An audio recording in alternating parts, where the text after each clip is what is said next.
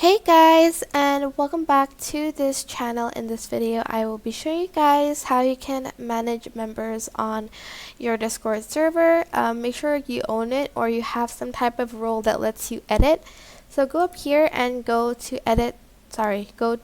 server settings, and then here you are going to go to members.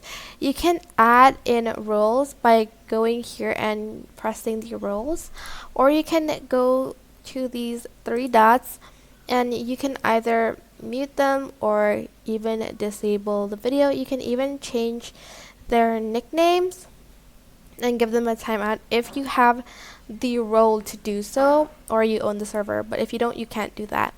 And that's basically it. It is super simple, but I do hope this tutorial was helpful for you guys. Don't forget to like, comment, share, and also subscribe to this channel if you haven't done that. If you have any questions, just leave it in the comment section down below and I will try my best to answer them all. Thank you so much for watching. Bye!